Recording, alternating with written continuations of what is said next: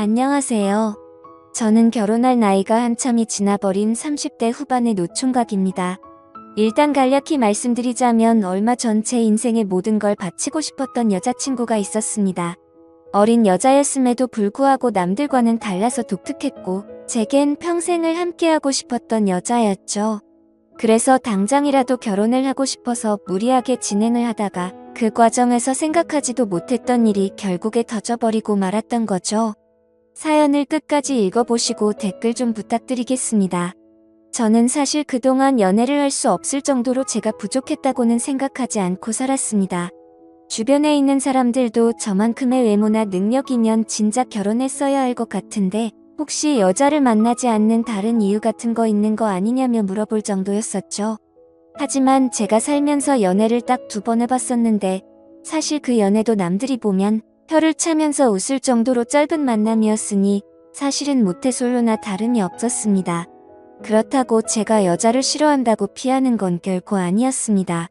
다만 제가 어릴 때부터 집안이 너무 찢어지게 가난하게 살았던지라 사업을 해서 꼭 성공하리란 마음이 어릴 때부터 지금까지 너무 크게 자리하고 있었던 거죠. 결국에는 하는 일들이 나름대로 잘 풀린 덕분에 주변 또래에 비하면 여유가 좀 있는 편입니다. 재산에 대해서 대충 말씀드리자면 지금은 제 명의로 된 40평대 아파트도 대출 없이 보유하고 있고 독일에서 나름 잘 나가는 외제차와 예금이나 증권 등 유동자산은 10억 정도 되는 것 같네요. 이 돈을 벌어오면서 우여곡절도 정말 많았고 힘든 시기도 많았었던 것 같습니다. 사업을 이루고자 하는 목표 하나만으로 20살이 되자마자 자원해서 군대를 갔다 왔고 군대에서도 목돈 마련에 조금이라도 보탬이 되고 싶다는 생각에 그 작은 월급조차도 푼돈이지만 악착같이 모았던 저였죠. 22살에는 전역을 하게 되었고 하루도 쉬지 않고 곧장 일자리를 알아봤습니다. 제 첫 목표는 작은 가게라도 시작하려는 마음이 컸었기에 하루 종일 알바를 3탕씩 뛰었던 것 같네요.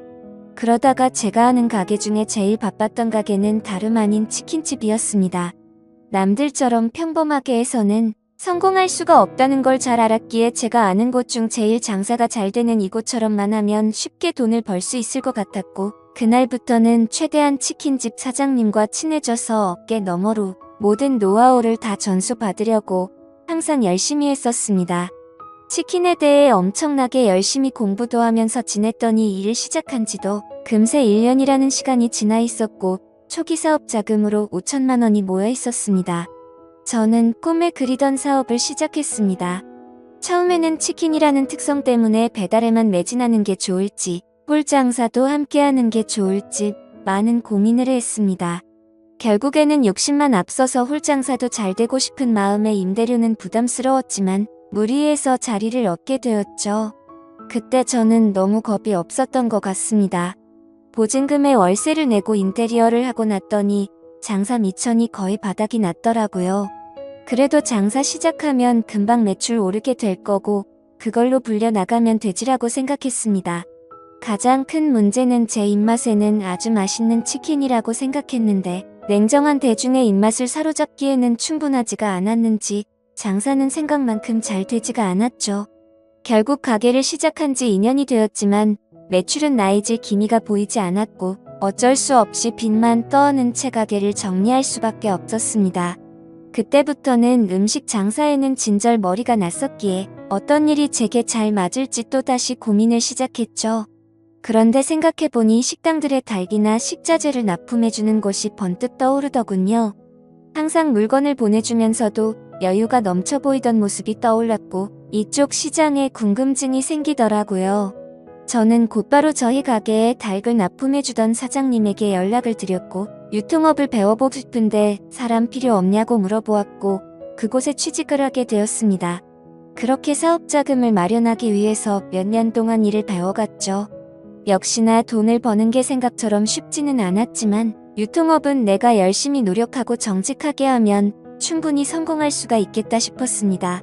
그래서 결국 저는 몇 년 동안 배운 노하우와 자금을 바탕으로 특유의 친화력을 앞세워서 열심히 영업을 시작했고 지금까지 연애는커녕 제대로 쉬지도 않고 쉼 없이 달려오다 보니 나름대로 업계에서도 알아줄 정도로 사업 규모도 커지게 됐고 안정적으로 기반도 갖춰지게 되었죠.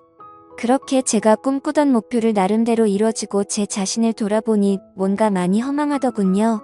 그 오랜 시간 동안을 사치는 금물이었기에 여자들과 어울려서 논다거나 이런 건 생각조차 하지 않고 지냈고 주변에서 여자친구를 소개시켜준다고 했지만 귀에 들어오지도 않았습니다. 그런데 이제는 제 나이를 돌아보니 나이도 40대를 앞두고 있었고 술을 마시다 보면 제 스스로 외롭다면서 한탄하는 모습이 보이더군요. 그러다가 이대로는 안 되겠다 싶어서 발등에 불 떨어진 것 마냥 여기저기 사교 모임에 나가기 시작했습니다. 아니나 다를까 여자들을 상대한 경험이 너무 없었던 저는 모든 게 낯설었죠. 그렇게 몇 달 동안 여러 차례 모임에 나가다 보니 이것도 아니다 싶은 생각이 들 때였습니다. 식당 문이 열리면서 인사를 하고 들어오는데 정말 주변에 있는 모든 남자들이 쳐다볼 정도로 예쁜 외모의 여자가 들어왔습니다. 솔직히 말해서 저 외모에 왜 이런 모임에 나오는 걸까라는 생각이 들었었죠. 그런데 알고 보니 그 여자는 모임에 자주 나오던 대학생 여동생이 있는데 그 사람의 친구라고 얘기를 해주더군요. 그러더니 그녀는 잠시 친구 얼굴만 보고 선약이 있어서 가봐야 한다며 잠깐 앉아 있다가 모두에게 인사를 하고는 가버렸습니다.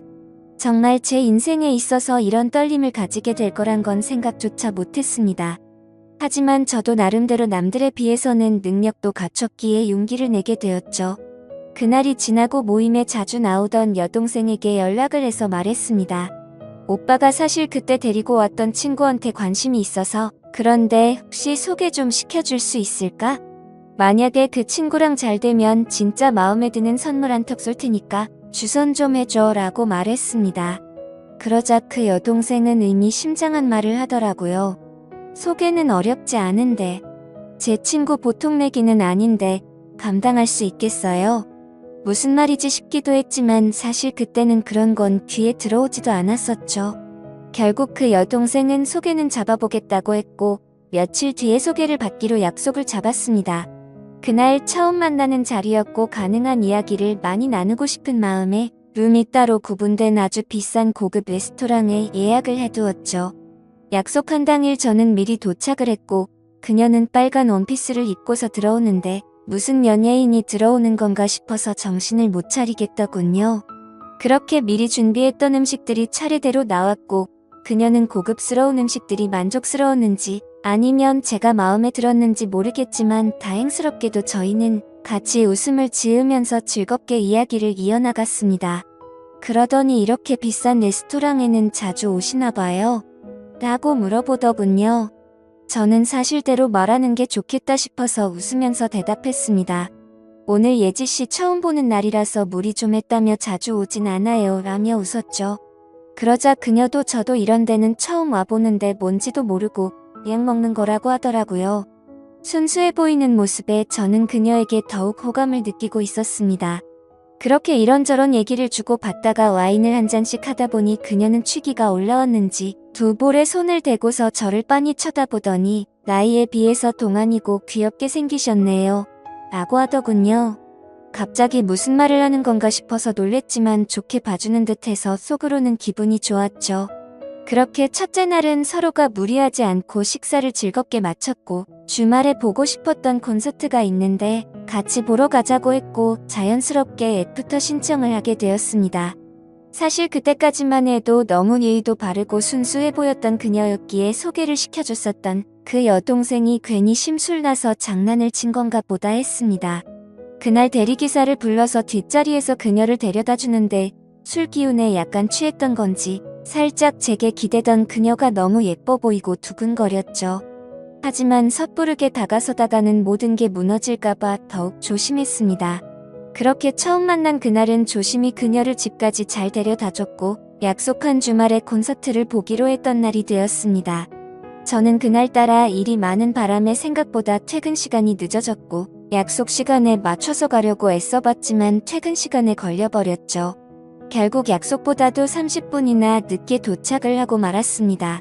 그래서 도착하자마자 기다리고 있던 그녀에게 미안하다고 말을 했죠. 그녀는 일하다 보면 늦어지는 건 어쩔 수 없는 거 아니까 이해한다고 해주더군요. 배려심도 참 깊은 여자구나 생각하면서 기분 좋게 콘서트 시간까지 기다리고 있었습니다. 그렇게 기다리던 중 그녀는 갑자기 오늘 늦게 오셨으니까 부탁 하나만 들어주면 안 되냐고 하더라고요. 그런 모습에 귀여운 나머지 부탁이 뭔데요? 라며 웃으며 물어봤더니 지금 말고 나중에 꼭 하나만 들어달라고 해서 알겠다고 했죠. 그렇게 설렘을 가득 주던 그녀와 즐겁게 콘서트를 함께 관람하고 나서 곧바로 식사를 위해서 자리를 옮기게 되었습니다. 그녀는 주말이고 하니 식사보다는 오랜만에 술을 마시고 싶다고 하기에 저는 제가 잘 알던 조용하고 고급스러운 술집으로 갔습니다. 둘이서 술을 한 잔씩 마시기 시작하는데 아직 어려서 술이 약해서 그런지 아니면 너무 하얀 얼굴이라 그런지 금세 얼굴이 새빨개지더라고요. 솔직히 그런 소소한 모습조차도 너무 예뻐 보였고 저는 거침없이 사랑에 빠져들고 있었죠. 술을 몇 잔 마시다 보니 그녀도 점점 말이 많아지더군요. 그녀는 제게 왜 이렇게 결혼을 늦게까지 안 했냐고 물어보더니 자신은 지금 당장이라도 최대한 빨리 결혼해서 화목한 가정을 이루고 싶다더라고요. 그러더니 자신은 자신만을 위한 옷장도 생겼으면 좋겠다며 옷, 신발, 가방 등으로 방을 가득 채우고 싶다고 말했죠. 그리고 자신은 집에서 살림하면서 지내는 게 꿈이라고 말하면서 오빠는 결혼하게 되면 부인한테 일 시킬 거냐고 물어보더군요. 저는 그녀가 꿈꾸는 생각에 조금 당황하기도 했었고 당연히 맞벌이를 해야 한다는 생각이 있었습니다. 하지만 그녀가 원하는 대답을 해주고 싶었고 갑작스러운 질문에 저도 모르게 그러며 부인이 집에서 살림해주면 저야 고맙죠. 돈이야 제가 열심히 벌면 되는 거니까요 라고 대답하면서 웃으며 넘겼습니다. 그렇게 술집에서 저희는 서로의 호감을 확인하고서 연애를 시작하기로 했고 무리하게 술을 마시다 보니 그녀의 정신은 이미 반쯤 나가 있더군요. 그때부터는 그녀와 말을 편하게 하기로 했기에 부축을 해주면서 물었습니다. 오빠가 집까지 데려다 줄 테니까 주소 좀 불러줄래? 그러자 그녀는 나 지금 이렇게 들어가면 아빠한테 혼나는데 술 좀 깰 겸 쉬다가 가면 안 될까요? 라고 하더군요. 그 말에 왠지 모르게 심장이 두근거렸고 저도 술에 취해서 그 말이 너무나도 반가웠습니다.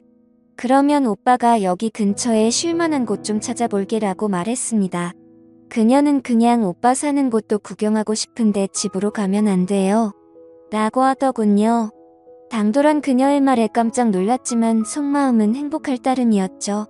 그래서 여자친구와 저는 처음으로 단둘이 있을 수 있는 저희 집으로 갔습니다.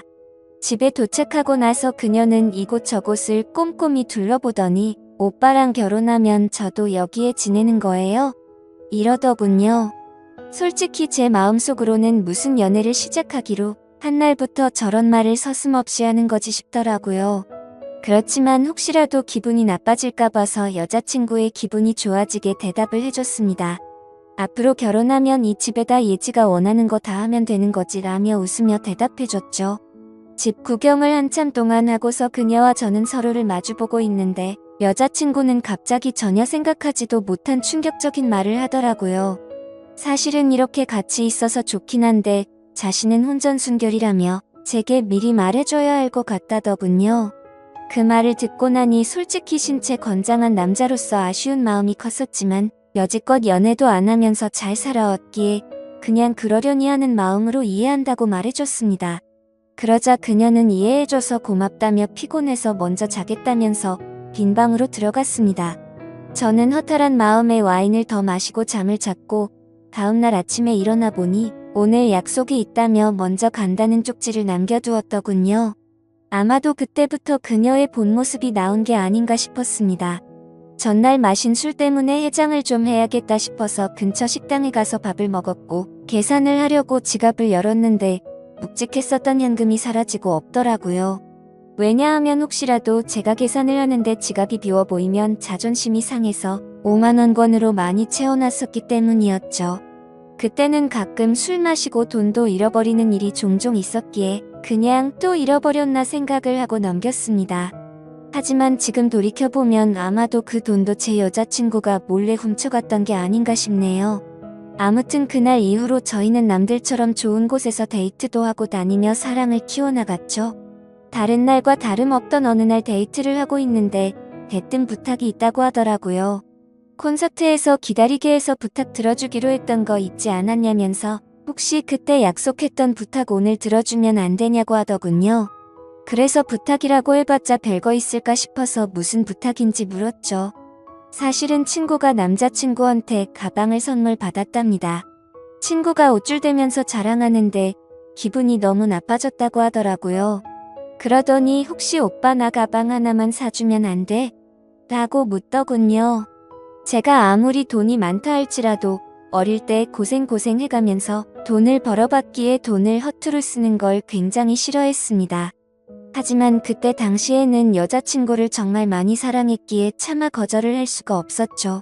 결국 어쩔 수 없이 여자친구가 원하는 가방을 사러 갔더니 가격을 보고 기절할 뻔했습니다. 손바닥만한 가방이 300만 원이 넘어가는데 여자친구는 속이 썩어 들어가는 제 마음도 모르고 좋아 죽으려고 하더군요. 남자가 쪼잔해 보이고 싶지 않았기에 아무렇지 않은 척 가방을 사주게 되었고 그날부터는 여자친구는 제 돈을 쓰는 걸 별로 대수롭지 않게 생각하더라고요. 데이트를 할 때는 당연히 돈 10원도 쓰지 않았습니다. 그렇다고 제가 어리고 학생 신분이던 여자친구에게 뭘 얻어먹고 싶었던 건 아니었죠. 다만 너무 당연하다는 듯 10원도 안 쓰는 모습이 조금은 실망스러웠다고 할까요? 금액이 아니라 마음만으로도 편의점에 있는 생수 하나만 사다 줘도 저는 좋아했을 겁니다. 하지만 정말 미련하게도 그때는 사랑에 콩깍지가 쓰였던 건지 그런 실망감을 주는 것도 앞으로 결혼하고 오래 만나다 보면 달라지겠지 싶었습니다. 그리고 또 가장 힘들어지는 건 따로 있었죠. 아무리 제가 여자친구를 이해해주면서 혼전순결을 지켜주고 있었다고는 하지만 몇 달 정도 만났을 때 단둘이서 여행을 갔었을 때는 정말 참기가 많이 힘들더군요. 그러다가 호영호재하면서 같이 일하던 동생과 술을 한잔 마시면서 제 고민을 털어놓고 말았네요. 동생은 그게 무슨 고민이냐는 듯 말하더라고요. 여자친구가 일찍 결혼하는 게 꿈이라고 하지 않았냐면서 형은 능력도 이미 다 갖춰뒀겠다. 나이도 이미 노총각인데 차라리 결혼을 바로 하는 게 해결책 아니냐고 하더군요. 그 말을 듣고 저는 제 스스로가 너무 바보였구나 싶었습니다. 그래서 저는 여자친구와 만난 지 오래되지는 않았지만 부족한 부분들은 아직 어려서 그러겠거니 했고 평생을 함께 지내다 보면 앞으로 나이가 들어가면서 더 성숙스러워지겠지 생각을 했습니다. 그렇게 저는 제 여자친구에게 프로포즈를 하기로 결심을 하게 된 거였죠. 솔직히 제 여자친구가 이 결혼을 승낙해줄지 너무 조마조마했습니다. 제 나이도 나이지만 여자친구와 교제를 한 지 겨우 6개월밖에 안 되었으니 말이죠. 하지만 처음 사귈 때부터 여자친구는 빨리 결혼을 하고 싶다고 했었고 연애를 하면서도 결혼 얘기를 한 번씩 했었기에 희망이 있다고 생각했습니다. 어떻게 프로포즈를 할지 며칠 동안을 고민하고 또 고민했습니다. 어린 여자친구에 비해서 늙은 남자친구였기에 정말 감동스럽게 해주고 싶었죠. 그래서 제가 하던 일도 다 제쳐두고 열심히 며칠 동안 준비를 했고 디데이가 되었습니다. 여자친구는 전혀 눈치채지 못하게 해둔 상태였고 수업이 끝날 시간에 몰래 마중을 가서 무작정 태워서 이벤트 장소로 가려고 계획을 했습니다. 그렇게 설레는 마음으로 차에 앉아서 여자친구가 나타나기를 기다리고 있었습니다.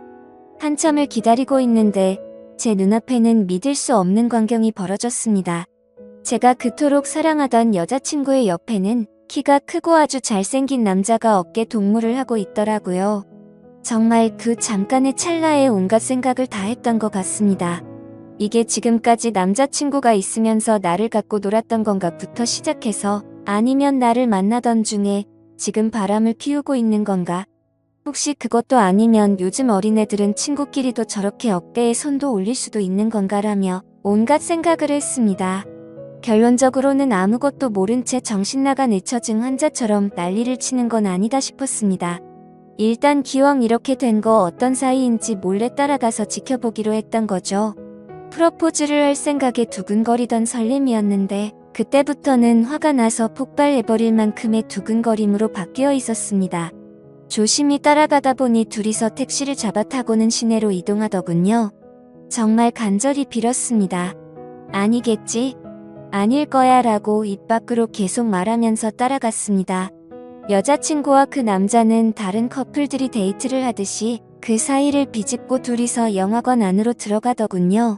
그렇게 영화가 끝나고 나서는 식사를 하러 자리를 옮겼고 술까지 마시고 있었습니다.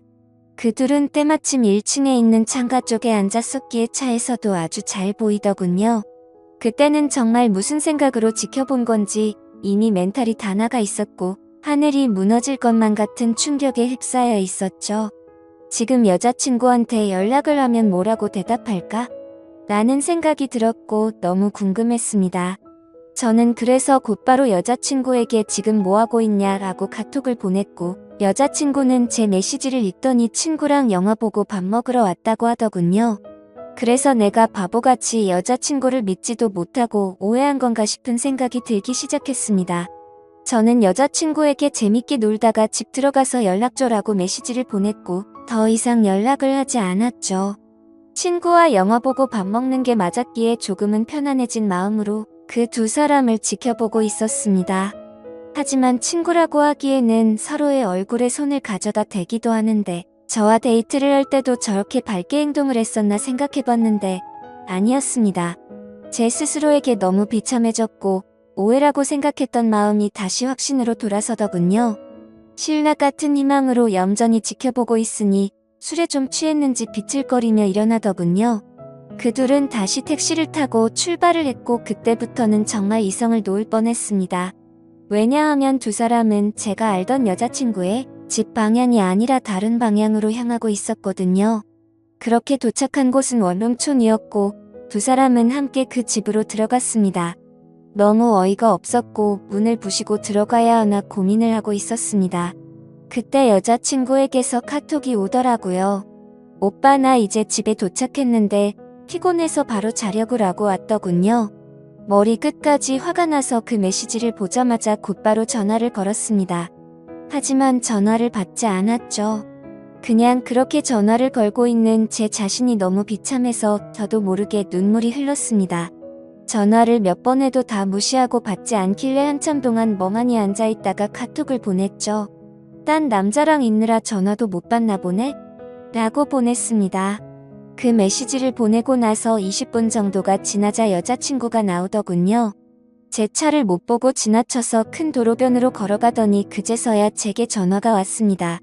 전화를 받았더니 여자친구는 화가 났다는 듯이 말했습니다. 오빠 지금 나 미행하고 다니는 거야? 라고 하더라고요.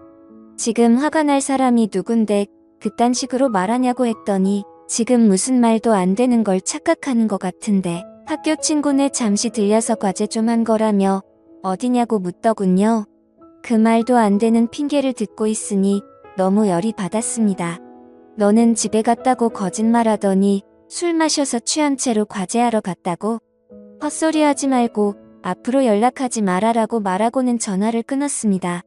그렇게 하고는 계속해서 연락이 오는데 다 무시를 해버렸고 여자친구를 지나쳐서 집으로 들어갔죠.